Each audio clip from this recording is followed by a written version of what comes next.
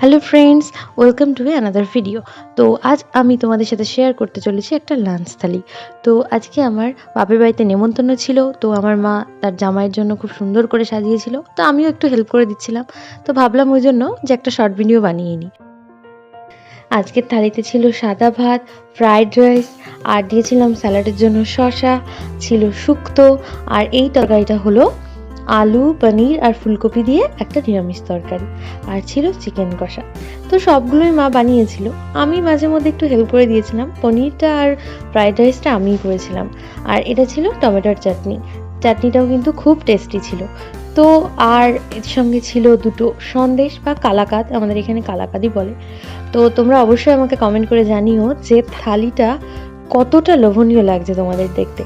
আমার তো কিন্তু খুব ভালো লেগেছে, আর সব রান্নাগুলো খুব টেস্টি ছিল। আজকের মতো টাটা। সবাই কিন্তু সাবস্ক্রাইব করতে ভুলো না। Thank you.